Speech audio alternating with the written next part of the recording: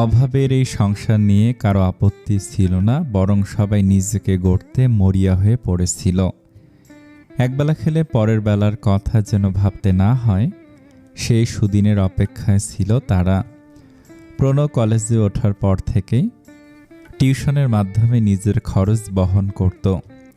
পরবর্তীতে ঢাবিতে চান্স পাওয়ার পর ভাই বোনদের খরচাটাও সে চালাতে শুরু করলো। পরিস্থিতি তখন থেকে আস্তে আস্তে করে আবারও পূর্বের ন্যায় ফিরতে শুরু করলো। প্রণদের জন্য বরাদ্দ টাকাটুকু প্রণব নিতে অস্বীকার করল। তার মতে তার বাবার ব্যবসা সে ফিরিয়ে আনবে। এতদিন তার ক্ষমতা ছিল না, তাই সে সব মেনে নিয়েছে। কিন্তু আর কত। প্রণব 2 বছরের মাথায় নিজেদের ব্যবসা আইনের মাধ্যমে নিজেদের হাতে নিয়ে নেয়। এরপর থেকে সবটাই স্বাভাবিক। কিন্তু প্রণর বিয়ের সপ্তাহখানেক পূর্বে প্রণব জানতে পারে মোসাদ্দেফা খাতুন প্রণর বাবার রেখে যাওয়া এই বাড়িটা প্রণর চাচাদের নামে লিখে দিয়েছেন। বাবার রেখে যাওয়া সে স্মৃতিটুকু এভাবে অপাত্রে দানের জন্য মূলত তারা তাদের মায়ের ওপর ক্ষিপ্ত হয়ে উঠেছে। রাস্তার কুকুরকে দিলেও তাদের আপত্তি ছিল না, কিন্তু সরল মোসাদ্দেফা বলেছেন, ঠকাক আর যাই করুক, তাদের দেয়া ওই অল্প টাকার জোরেই তো বেঁচেছিলাম। মোসাদ্দেফা ওই বেঈমানদের প্রতি নরম হলেও তারা কিন্তু নরম হলো না। বাড়ি তাদের নামে লিখে দেওয়ার 2 দিন বাদেই 6 মাসের মাঝে বাড়ি ফাঁকা করার নোটিশ পাঠিয়েছে। বাড়ি তাদের নামে লিখে দেওয়ার 2 দিন বাদেই 6 মাসের মাঝে বাড়ি ফাঁকা করার নোটিশ পাঠিয়েছে। মোসাদ্দেফা খাতুন লজ্জায় চোখ নামিয়ে নেন। সন্তানদের মুখের দিকে তাকাবেন কিভাবে সে? ব্যবসা ফিরে পাওয়ার পর তাদের সংসার আরও সচ্ছল হলেও প্রণর চাচাদের পরিণতি ছিল খারাপ। তাদের পুরো সংসার ওই ব্যবসার ওপর নির্ভরশীল ছিল। প্রণর চাচার 3 ছেলে মেয়ে, মেয়ে দুটোর বিয়ের বয়স হয়েছে। সব মিলিয়ে মোসাদ্দেফা খাতুন কেমন অপরাধ বোধ করছিলেন। কিন্তু তারা যে উপকারের ফল জুতা মেরে দিবে তাকে জানত। বর্তমানে সবটা শোনার পর তিহু বোঝে আসলে কেউ মোসাদ্দেফা খাতুনের সাথে রেগে নেই, এটা তাদের অভিমান। এতটা বছর কষ্ট করতে করতে ক্লান্ত হয়ে আসা হৃদয়ের অভিমান। ওই ছোট রংচটা বাড়িটা তাদের জন্য কেবল বাড়ি নয়, বরং তাদের বাবার সাথে কাটানো কিছু ঝাপসা হয়ে আসা স্মৃতি, যা রক্ষিত হয়ে আছে বাড়ির সব আনাচে কানাচে দেয়ালে। হঠাৎ একটা প্রশ্ন আসে তিহুর মনে। সে প্রণর দিকে গভীর চোখে তাকায়, প্রশ্ন করে, বাবাকে কারা হত্যা করেছিল? প্রণয় এই প্রশ্নের উত্তর দেয় না, নীরব থাকে। তার নীরবতা জানান দিচ্ছে এ বিষয়ে সে কথা আগাতে চায় না। তিহু বুঝতে পারে। খানিক বাদে বলে, মা জানেন? তিনি মাফ করে দিলেন? কেন? বয়স কম ছিল, ভুল করে ফেলেছে তাই। আপনাদের থেকে তো ছোট না। প্রণয় নীরব থাকে। তিহু পুনরায় বলে, আপনি মেনে নিলেন? উপায় ছিল না। মায়ের জায়গায় বাবা হলে সে একই কথা বলতো। রাগে তিহুর শরীর কেঁপে ওঠে। সে রাগ সামলাতে না পেরে বলে, আপনি কিভাবে এ কথা বলতে পারেন? একজন আসামি পৃথিবীর বুকে প্রাণ খুলে শ্বাস নিচ্ছে, আপনি তা জেনেও চোখে পট্টি বেঁধে আছেন। প্রণয় তখনও নীরব। কেবল তার মুখ থেকে আসা নিঃশব্দের শব্দ, নিঃশ্বাসের শব্দ শোনা যাচ্ছে। তিহু চাঁদের আলোয় প্রণর মুখখানা দেখে। প্রণয় শান্ত হয়ে বসে আছে, কিন্তু তিহু জানে এই শান্তর মাঝে মানুষটা ভীষণ রকম ছটফট করছে। তিহু প্রণয়ের বুকে মাথা ঠেকায়। তার আরও কিছু জানতে ইচ্ছা হচ্ছে। কবে জানতে পেরেছেন আপনি? মাসখানেক আগে। এত সময় পর? এত বছর আগের ঘটনার সূত্র খোঁজা কঠিন ছিল, দীর্ঘ সময়ের ব্যাপার ছিল। কি করবেন ভেবেছেন? মায়ের কথায় বাবার বিষয়ে শাস্তি না দিলেও অন্য পথ খুঁজছি। যে একবার অন্যায় করে সে বারবার অন্যায় করতে থাকে। অন্যায়টা তখন অভ্যাস হয়ে দাঁড়ায়। তাদের অভ্যাস হয়েছে, আজ না হয় কাল ঠিক খুঁজে পাবো। তিহু আর কোনো প্রশ্ন করে না। সে সরল চোখে আকাশ পানে চায়। আকাশের চাঁদটা তখন মেঘের বুকে মুখ লুকাতে ব্যস্ত। তিহু সে চাঁদের দিকে তাকে উদাস হয়। রাজকুমারের গল্প এতটা তিক্ত কিভাবে হতে পারে? ছোটবেলা থেকে শোনা রাজকুমারের গল্পে রাজকুমার ঘোড়ায় চড়ে ঘুরে বেড়ায়, তার বিশাল এক সৈন্যের দল থাকে তাকে রক্ষা করতে। তবে বাস্তবের রাজকুমার ভীষণ একা। তিহু ঘাড় ঘুরিয়ে প্রণর দিকে চায়, মিষ্টি করে হেসে বলে, আপনি কিন্তু এখন আর একা নেই প্রণ। পরোটার মাংস কষার ঘানে ঘুম ভাঙল শাকিলের। কাল রাতে বেশ দেরি করে বিছানায় গেছে, কাজেই শরীরটা বিছানা ছেড়ে উঠতে চাইছে না। তার আবার বেলা করে ঘুমানোর অভ্যাস নেই। শাকিল কিছুটা সময় নিয়ে উঠে বসে। ফ্রেশ হয়ে রুম থেকে বের হতে দেখে তার মা বোন কিছু নিয়ে আলাপ করছে। শাকিল ডাইনিংয়ের চেয়ার টেনে বসতে বসতে বলে, কি আলোচনা করছো আমাকেও বলো। সাবিহা শাকিলের সামনে খাবার এগিয়ে দেয়, বলে, খালামণি কল করেছিল, তার ভাসুরের মেয়ের কথা মনে আছে তোমার? শাকিলের যে মনে নেই এমন না, মনে আছে। ব্রেনলেস একটা মেয়ে কলি, নিয়ম শৃঙ্খলার বাইরে বড় হওয়া দুলালি, বছর 3 আগে দেখেছিল শেষবার। সে তার খালামণির জন্য রসের পিঠা নিয়ে গিয়েছিল। খালামণির রসের পিঠা পছন্দ, কিন্তু অসুস্থতার জন্য নিজ হাতে বানাতে পারেন না। কলি তখন ও বাড়িতেই ছিল, তখন মেয়েটা বোধহয় কলেজে পড়ে। শাকিল মেয়েটার দিকে একবার তাকে দ্বিতীয়বার তাকানোর সাহস পায়নি। হাফ প্যান্ট আর ঢোলা গেঞ্জি পরা মেয়েটাকে দেখে লজ্জায় চোখ আপনা আপনি নিচে নেমে এসেছিল তার। কিন্তু মেয়েটার এ বিষয়ে কোনো ভ্রুক্ষেপ ছিল না। তখন থেকে মেয়েটাকে এড়িয়ে চলে সে। এসব মেয়ে আসলে মেয়ে না, বরং জলজান্ত জাহান্নাম। না নেই কেন? সাবিহা বেশ ঝলমলে মুখ করে বলল, খালামণি আমাদের কলিয়াপুর জন্য প্রস্তাব নিয়ে যেতে বলেছেন। খালামণি নাকি প্রস্তাব রেখেছিল, কিন্তু তারা বলেছে আমাদের যেতে। শাকিল খাওয়া থামিয়ে ভুরুক মুচকায়। কিসের প্রস্তাব? কিসের আবার? বিয়ের অবশ্যই। কার বিয়ের? তোমার। শাকিলের চোয়াল খুলে আসার পর্যায়ে সে কোনো রকম পানি খেয়ে বলে, মা এসব কি? খালামণি কেন অমন মেয়ের সাথে আমার বিয়ের তোড়জোড় করছে? আলিয়ার ছেলের কথায় তেমন গুরুত্ব দিলেন না, বললেন, তোর সাথে মানাবে বলেই করছেন। আজ অফিস ছুটি নে, আজই যাব আমরা। শাকিল সাথে সাথে বিরোধিতা করে ওঠে, মা আমার মত নেওয়ার কি প্রয়োজন নেই তোমার? বিয়ের মতো বিষয়ে আমার মত দরকার নেই। আলিয়ার ছেলের দিকে না তাকিয়ে বললেন, দরকার আছে, কিন্তু মেয়ে দেখলেই তো বিয়ে হয়ে যায় না। দেখে আসতে সমস্যা কোথায়? তোর খালামণিকেও দেখে আসা হবে। শাকিল জানে তার মা কে বলে কিছু হবে না, খুব একঘুয়ে স্বভাবের তার মা, তবু শেষ চেষ্টা করতে বলল, আমি চাকরি করি, সোজা কথায় বলতে গেলে অন্যের গোলামি, চাইলে যখন তখন ছুটি নিতে পারি না। চাকরি ছেড়ে দে, গ্রামে চল, জমিতে ধান ডাল চাষ করবি, ও দিয়ে জীবন কেটে যাবে। শাকিল হাল ছাড়ল।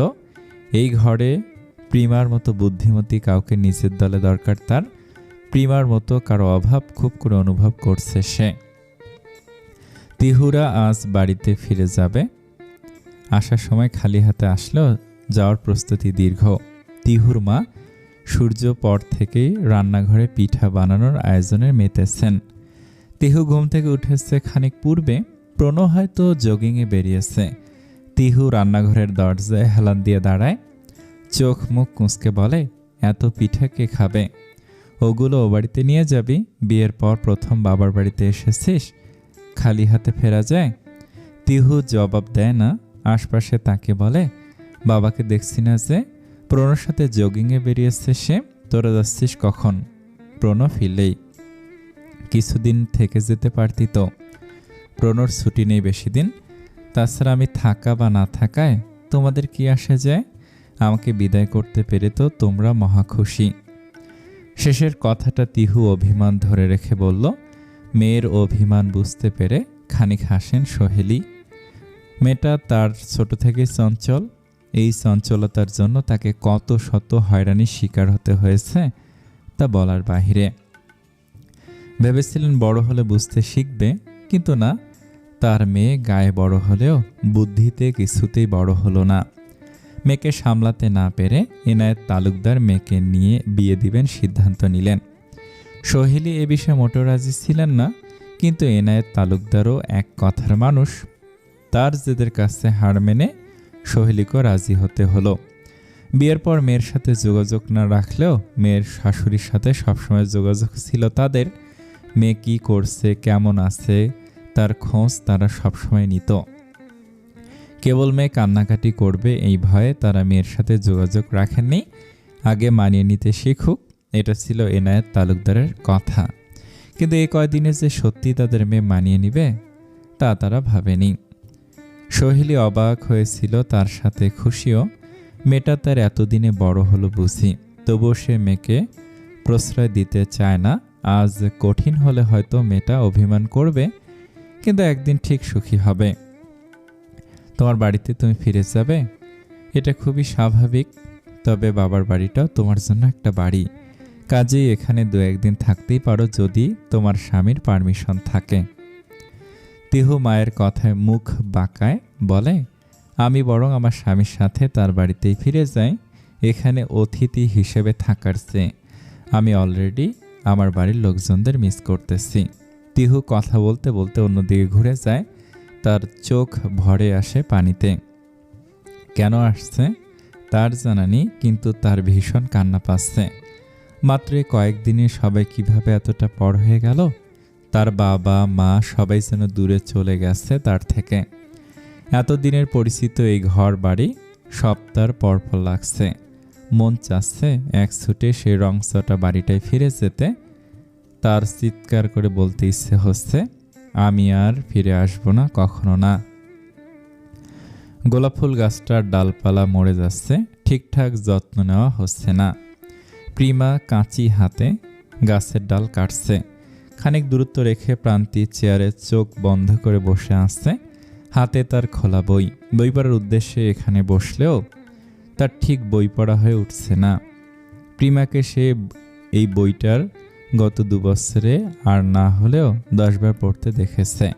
তাই কিছুটা কৌতূহল বশত সেও বইটা পড়া শুরু করেছে, কিন্তু 2 পৃষ্ঠার পর আর আগাতে পারছে না। বেশ কিছুক্ষণ বই নিয়ে বসে থাকার পর বিরক্ত হয়ে সে প্রিমাকে বলল, শর্ট করে কাহিনী বলতো, এটা আগামী 2 বছরে শেষ করতে পারবো বলে মনে হচ্ছে না। শর্টে বললে উপন্যাসের অরিজিনাল স্বাদ পাওয়া যায় না, ধৈর্য নিয়ে পড়তে হয়।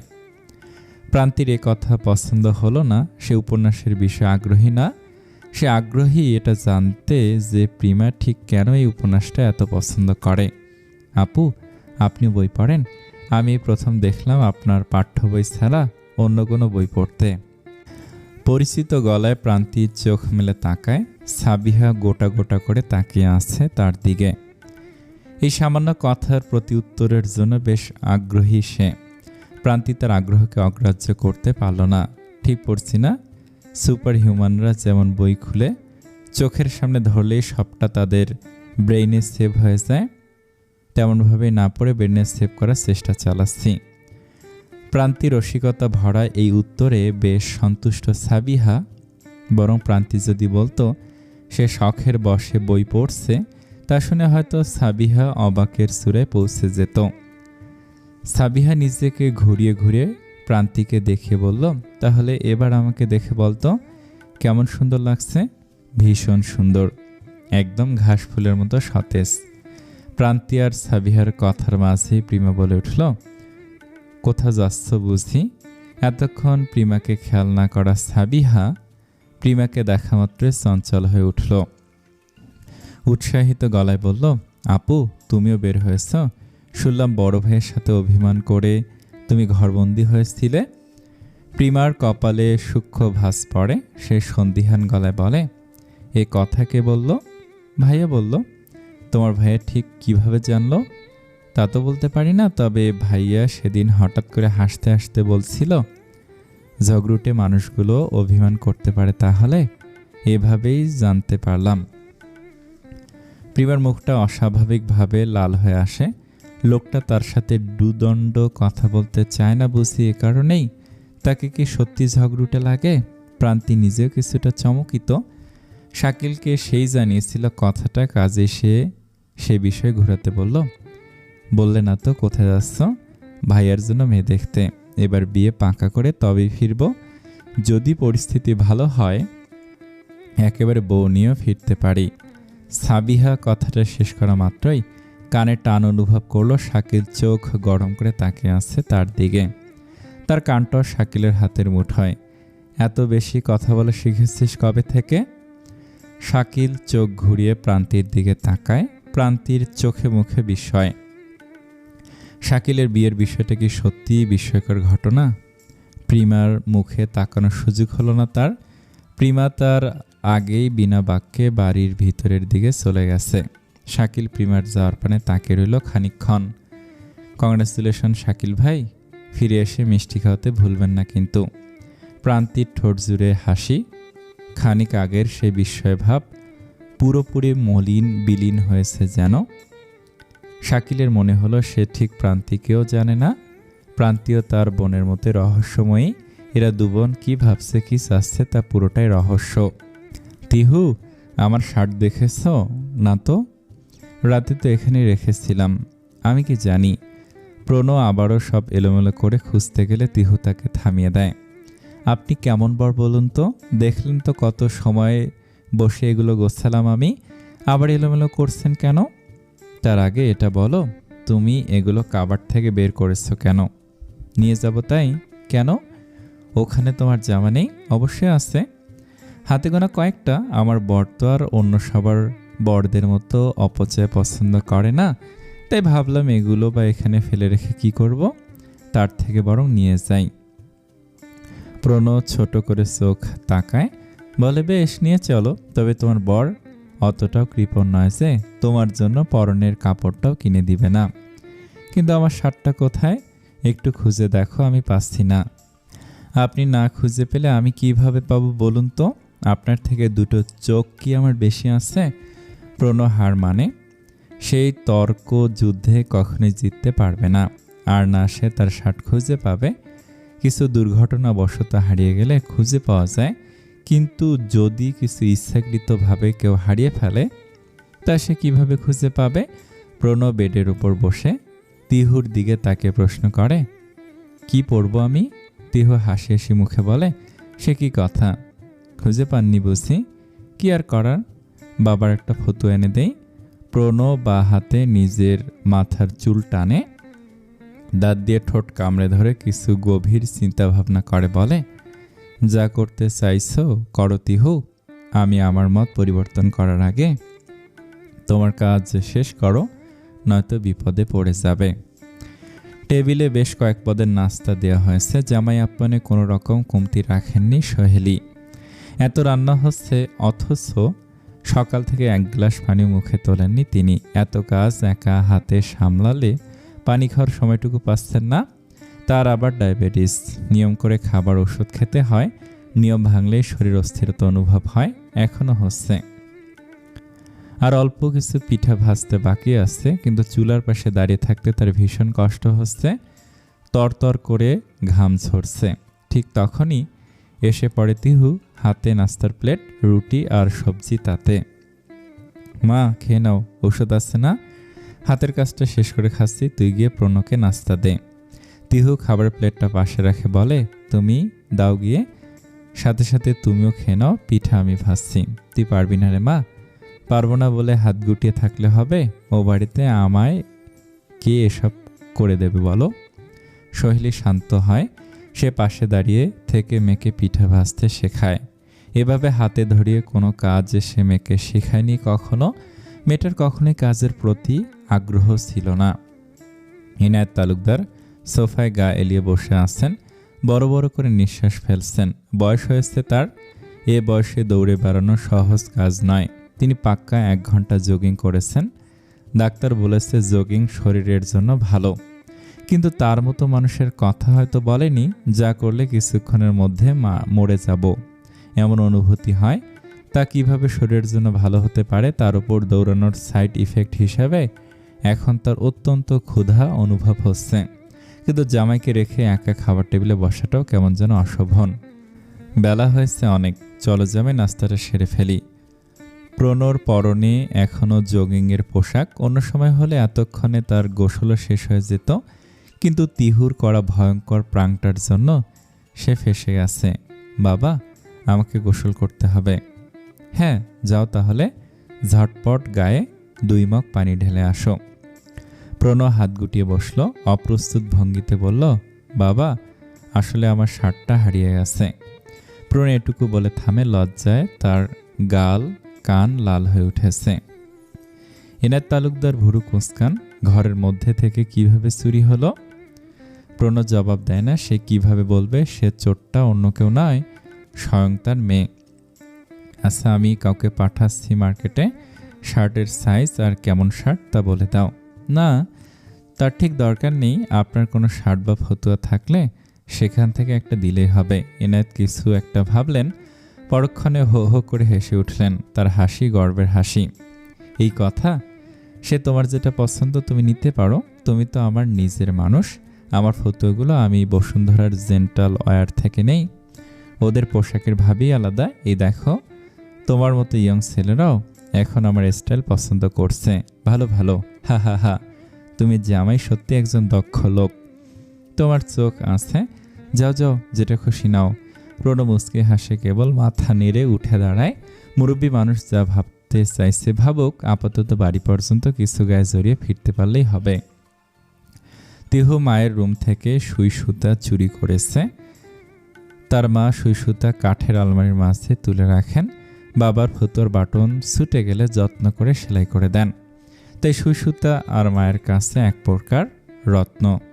তবে এই চুরির পেছনে তার কোনো খারাপ উদ্দেশ্য নেই। প্রণর কাছ থেকে চুরি করে রাখা শার্টটায় সে কিছু আঁকিবুকি করতে চায়। যেমন মানুষটা দূরে গেল, যখন এই শার্ট গায়ে জড়াবে তাকে অনুভব করতে পারবে। ইউটিউব থেকে সে সেলাই করা শিখেছে। প্রণর শার্টের বাঁ পাশের বুকের কাছে সে সাদা সুতোয় তার নাম গেঁথে দেবে। প্রণয় দেখলে কি রাগ করবে? করুক না হয়।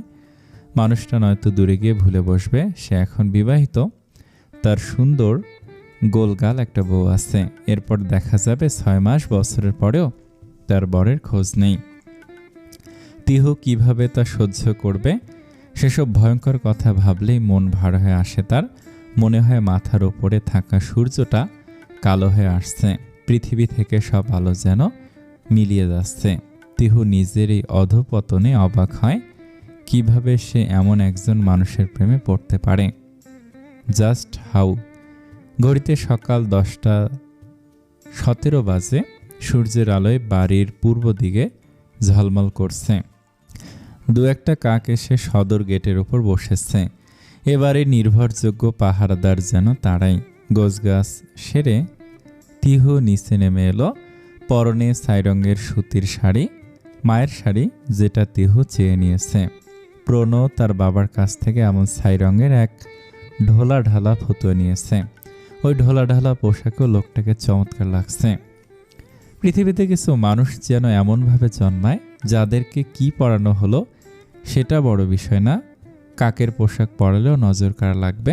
তার বরটা সেই দলেরই একজন নজর কাড়া, বুদ্ধিমান এবং বউকে ভুলে যাওয়া মানুষ। তিহুর আজকাল ইচ্ছে করে কৌটা করে হাড়ের নিচে কালি দিয়ে ঘুরতে। উঠতে বসতে বরের কানে পেছনে সে তিলক টেনে দিবে যেন নজর না লাগে। প্রণয় আগে রিক্সা ঠিক করে অপেক্ষা করছিল। তিহুকে এগিয়ে দিতে এলেন সোহেলি, সাথে আরও কয়েকজন আত্মীয় স্বজন। কিন্তু তিহু খুঁজে পায় না তার বাবাকে। আসার পর থেকে বাবার সাথে তেমন কথা হয়নি। আজও হলো না। বিয়ে দিয়ে কি তবে তার বাবা একটা দায় মিটিয়ে দিলেন? অভিমানে চোখে জল আসে তিহুর। কিছু বলে না। মায়ের কাছ থেকে বিদায় নিয়ে চুপচাপ রিকশায় উঠে বসে। বুকের ভিতর একটা কষ্ট বাজেভাবে তাড়া করছে তাকে। যন্ত্রণা হয় খুব। তিহুর মনে হয় পরিবার জিনিসটা অনেকটাই জটিল, অনেকটা মাছ ধরার জালের মতো। তিহুর নিজের পরিবার কোনটা, যেটাকে পেছনে ফেলে যাচ্ছে নাকি যেটার দিকে এগিয়ে চলেছে? এ প্রশ্নের উত্তর হয়তো সে কখনোই খুঁজে পাবে না। মন খারাপ লাগছে? আইসক্রিম খাবে? কয়টা? অনেকগুলো। কোনো পছন্দের ফ্লেভার? ক্যারামেল বাদে সব। আচ্ছা। প্রণয় রিক্সা থামায় একটা সুপার শপের সামনে। তিহুকে অপেক্ষা করতে বলে সে একাই যায়। ফিরে আসে দুহাত ভর্তি আইসক্রিম নিয়ে। সে সত্যি অনেকগুলো ফ্লেভারের আইসক্রিম এনেছে। তিহুর হাতে আইসক্রিমের ব্যাগ ধরিয়ে দিয়ে বলল, ওদের এখানে অরেঞ্জ আর ম্যাঙ্গো নেই, অন্য কোথাও থেকে কিনে দেব কেমন? তিহু মাথা নাড়ায়, চোখে হালকা হাসি। তার এখন বেশ ফুরফুরে লাগছে। বিয়ের পর জীবনটা এতটাও খারাপ না। প্রিমা সে সকাল থেকে মুখ ভার করে বসে আছে। ঠিক মুখ ভার বলা যায় না, সে অন্য দিনের থেকে বেশি বেশি কাজ করছে। এই যেমন গোছানো কাপড় এলোমেলো করে আবার গোছানো, পড়ার টেবিল থেকে সব বই নামিয়ে নতুনভাবে গোছানো, সবশেষে মায়ের রুমের আলমিরা থেকে কাপড় নামিয়ে গোছাতে শুরু করেছে। মোসাদ্দেফা মেয়ের কাছে অবাক হলেন না। কোনো বিষয় নিয়ে দুশ্চিন্তা করলে বা রেগে থাকলে প্রিমা এমন আচরণ করে। মোসাদ্দেফা চোখে চশমা ঠিক করতে করতে বললেন, সময় থাকলে আমায় 1 কাপ চা করে দিও প্রিমা। প্রিমা কথা বলল না, নিঃশব্দে রুম থেকে বেরিয়ে গেল। মোসাদ্দেফা ফুস করে শ্বাস ফেললেন। বাচ্চাগুলো আর কতদিন রেগে থাকবে, তার সত্যি খুব একা লাগছে। প্রিমা বেরিয়ে যাওয়ার খানিক বাদেই প্রান্তি এলো। রুমে উকি দিয়ে হয়তো প্রিমাকেই খুঁজছে। সে চলে যেতে নিলে মোসাদ্দেফা বললেন, প্রণো আর বৌমা ফিরেছে? এখনো ফেরেনি, কিছুক্ষণের মধ্যেই চলে আসবে। ভিতরে এসো, বসো, কথা বলি।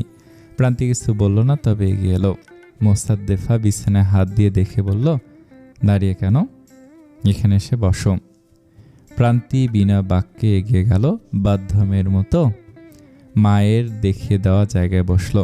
ভাই বোনদের মধ্যে প্রান্তি সব থেকে বাধ্য ধরনের, কারো কথা অমান্য করেছে বলে শোনা যায়নি কখনো। একইভাবে সে ভীষণ শান্ত, ভদ্র এবং নরম মনের। মায়ের থেকে এই দূরত্বটা সব থেকে বেশি আহত এই বাচ্চা মেয়েটা। সারাক্ষণ মায়ের আঁচল ধরে হেঁটে বেড়ানো মেয়েটা এতটা দিন মায়ের উপর রাগ করে আসছে, ভাবতে চোখ ভিজে ওঠে মোসাদ্দেফার। বাচ্চাদের সাথে অনেক অন্যায় করে ফেলেছেন তিনি, অনেক অন্যায়। চা থেকে কুয়াশার মতো হালকা ধোঁয়া উঠছে, কুণ্ডুলি পাকিয়ে ধোঁয়াগুলো বাতাসে মিলিয়ে যাচ্ছে। এক সময় প্রান্তি এক দৃষ্টিতে সেদিকে তাকিয়ে আছে, যেন সে কিছু ভাবছে এমন না, বরং কোনো ভাবনা থেকে নিজেকে সরিয়ে রাখতে ধোঁয়ার দিকে তাকিয়ে আছে সে। ধোঁয়ার ভেতর কিছু আবিষ্কারের ক্ষমতাও তার নেই, তবু চুপ করে বসে আছে। ধোঁয়া দেখা তার এক ধরনের মানসিক আশ্রয়, নিজের ভেতর জমে থাকা চিন্তাগুলো থেকে দূরে থাকার একটি বাহানা। মোসাদ্দেফা চা খাচ্ছেন একটু ভিন্নভাবে। তিনি কাপের গরম চা পিঁড়িতে ঢেলে তাতে চুমুক দিচ্ছেন। গরম চা তার সহ্য হয় না, আবার বাতাসে রেখে পুরোপুরি ঠান্ডা চাও ভালো লাগে না। পিরিসে ঢালা মাত্রই চা দ্রুত ঠান্ডা হয়ে যায়, তাতেই তার শান্তি। চায়ে চুমুক দিলেই বুকের ভেতর প্রশান্তি লাগে। কতদিন পর মেয়ের হাতের চা খাচ্ছেন তিনি। এই সামান্য চা তার কাছে এক অসামান্য ঠেকছে। আর এই যে তার পাশে ছোট মেয়ে বসে আছে, এটাও তার ভালো লাগার বড় কারণ। বয়স বাড়ার সাথে সাথে একাকিত্ব বাড়ে, তারও বেড়েছে মানুষের সঙ্গ ভালো লাগে, না বললেও অন্তত শুনতে তো পারে। আবার কখনো কখনো শব্দ ছাড়াও শুধু পাশে বসে থাকা, এটুকুই হয়ে ওঠে বড় প্রাপ্তি। এখন যেন সেই মুহূর্ত চলছে। বামের নিঃশব্দ এক মিলনায়তন। প্রিমা খানিক পরে এলো, হাতে নাস্তার প্লেট নিয়ে। রান্নার প্রতি তার ভালো লাগা বরাবরই ছিল, তবে ব্যস্ততার কারণে খুব কম সুযোগ পেত সে নিজে রান্না করার। আজকের দিনটা সে বিশেষ মনে করেছিল, তাই নিজের হাতে সবাইকে রান্না করে খাওয়ানোর ইচ্ছে পোষণ করল। তিহুরায় ফিরেছে আজ, কিন্তু তার ছোট ভাবি গতকাল ভাইয়ের ওপর রেগে বাবার বাড়িতে চলে গিয়েছিল। রাগ কমে যাওয়ায় সকালেই ফিরে এসেছে, তবে এই ঘটনা বাড়ির অর্ধেক মানুষই জানে না। আর প্রান্তীয় আসবে আজ, প্রিয়মও আসবে আজ তার অসুস্থ স্ত্রীর সঙ্গে। সব মিলে আজ পরিবারের সবাই একত্রিত হবে। এমন একটা দিনে প্রেমে নিজ হাতে রান্নার প্ল্যান করে বসেছে সে। যথাসম্ভব তার মন খারাপের বিষয় সকলের থেকে আড়াল করার চেষ্টা চালাচ্ছে। এমন নয় যে কেউ জানতে পারলে তার মন ভালো হয়ে যাবে, তাহলে লোককে মনের খবর জানিয়ে লাভ কি? কোনো লাভ নেই। নিজের এই হিসেবে দাঁড়িয়েই প্রিমা তার আবেগকে আড়াল করেছে, একবার দুবার নয়, শতবার। তিহুরা যখন ফিরল তখন প্রায় দুপুর 3টা বেজে গেছে। ঘন জ্যামের কারণে 1 ঘন্টার পথ তারা 3 ঘন্টা ধরে পাড়ি দিয়েছে। তিহু জ্যামে আটকা থেকে প্রণর কিনে দেয়া আইসক্রিমগুলো খেলো, তবে সবগুলো নয়, বাকিগুলো গরমে গলে সাগর হয়েছে। নামতে নামতে তিহু প্রণর দিকে তাকে বলল, আপনি একসাথে এতগুলো কেন নিলেন? অযথা নষ্ট হলো না? প্রণর ঠোঁটের কোণে হাসি নিয়ে উত্তর দিল, তুমি চাইলে বলেই দিলাম, নয়তো বদনাম হতো। কার বদনাম হতো? তিহু ভ্রু তুলে প্রশ্ন করল, নিঃসন্দেহে আমার। তিহু বিভ্রান্ত হয়ে ভ্রু নাচিয়ে বলল, কেন হতো? কে করতো বদনাম? প্রণব দাঁত দিয়ে ঠোঁট কামড়ে হাসলো, তারপর হাতের চুল উল্টে বলল, আমার বউ ছাড়া অন্য কাউকে বদনাম করতে দেখিনি, তাই শিওর বলতে পারছি না আর কে কে করতে পারে। তিহু এবার বুঝলো প্রণব ঠিক কি বলতে চাইছে, তাই সেও দুষ্টুমি সুরে ধরে মুচকি হেসে বলল, তাহলে তো আপনার বউই সবচেয়ে ক্ষমতাবান। প্রণব ঠোঁটে হাসি ঝুলিয়ে রেখে বলল, আসলে তাই তো আমার সম্মান ইজ্জত সবকিছু তারই হাত ধরে। দুজনের মধ্যকার সে হালকা মজা আর গরমের ভ্যাপসা দুপুরের ক্লান্তি যেন একটু হালকা করে দিল। তিহুর মনে হলো দূরত্বের ক্লেশ কিছুই না যখন এমন ছোট ছোট মুহূর্তগুলো থাকে। প্রণর ফিরে যাওয়ার দিন ঠিক হয়েছে, সেই খবর শোনার পর থেকে তিহু কেঁদে চলেছে। সে মোটে ইচ্ছাকৃতভাবে কাঁদছে না, বরং কান্না থামাতে গিয়ে আরও বেশি কাঁদছে। দুহাতের উল্টো পিঠে চোখ মুছে সে বারবার নিজেকে সামলানোর চেষ্টা করছে, কিন্তু অশ্রু যেন থামতেই চাইছে না। প্রণর নিস্পৃহ ভঙ্গিতে কাউচে বসে আছে, হাতে একটি আপেল কামড় বসাতে বসাতে সে চুপচাপ তিহুর কান্না দেখছে। তিহুর চোখে জল, গলায় কাঁপুনি, সবাই যেন তার কাছে একরকম চেনা দৃশ্যে।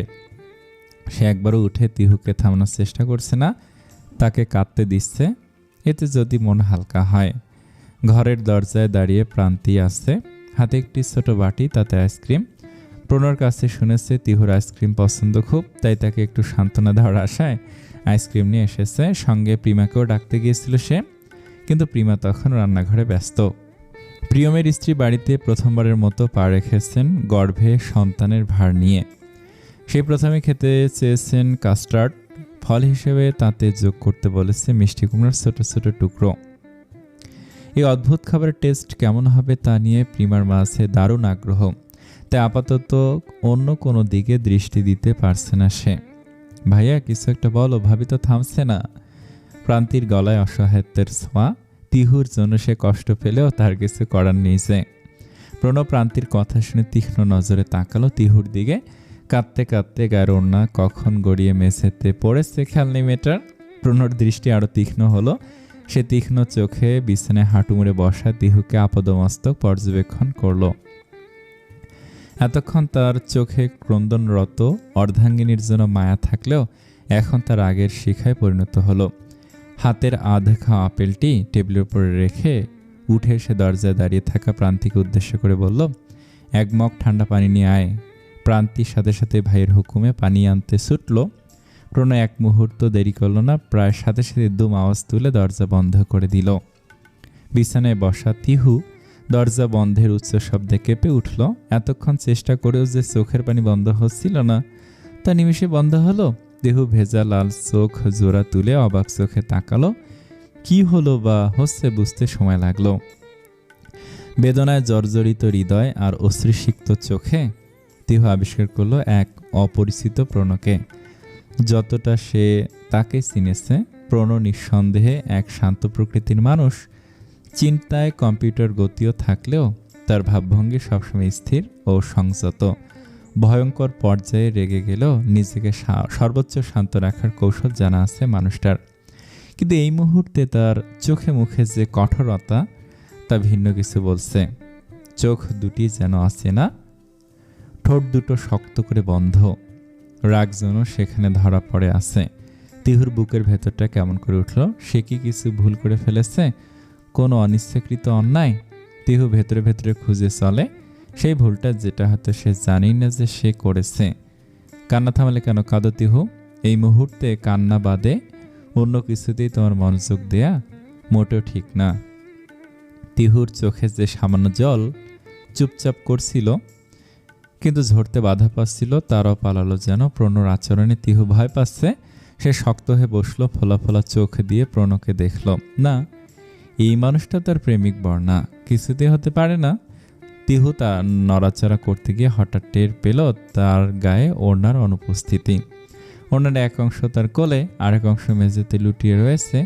সে নিঃশব্দে ওড়নাটা তুলে গায়ে মাথায় পেঁচিয়ে নিল। ঠিক তখনই প্রণর কণ্ঠে ধমকের সুর ভেসে এলো, ও কেন গায়ে দিচ্ছ? জরি কি হবে? যা দেখার গত 30 মিনিট দেখে নিয়েছি, এখন নতুন করে দেখার আর কিছু নেই। প্রণর কথাগুলো কামান থেকে ছোড়া গোলার মতো তিহুর বুকে আঘাত হানে। লজ্জা, অপমান আর বিষয় মিলেমিশে তিহুর বুকটা ভার হয়ে ওঠে। প্রণ যদি একটু আলতো করে কথাটা বলতো তাহলে হয়তো সে শুধুই লজ্জা পেত, কিন্তু না, এই অপমানটা ইচ্ছাকৃত। তিহুর চোখে জলের ঢেউ আবার ফিরে আসে। শব্দহীন কান্না বেয়ে নামে তার গাল বেয়ে। প্রণর মায়া হয় না, সে পুনরায় বলে, Tihu, be aware of your surrounding. এ বাড়িতে তুমি একা থাকো না। সামান্য কাঁধ থেকে নিজের গায়ের ওড়না গায়ে আছে কিনা তা ভুলে গেলে কিভাবে চলবে? তিহু জবাব দেয় না। অপমানের রেশ কাটেনি এখনো। এই ঘা এত সহজে ঘষে? প্রণব চোখ বন্ধ করে একবার গভীর শ্বাস নিল, যেন কিছু বলতে চেয়েও চুপ করে গেল। তারপর ধীরে ধীরে উঠে গিয়ে দরজাটা খুলল। ঠিক যেমনটা সে ভেবেছিল তেমনই। প্রান্তি ঠান্ডা পানির গ্লাস হাতে নিয়ে দাঁড়িয়ে আছে। প্রণব গ্লাসটার দিকে একবার তাকালো, তারপর চোখ নামিয়ে ঘর থেকে বের হতে হতে নিচু গলায় বলল, তোর ভাবিকে দে।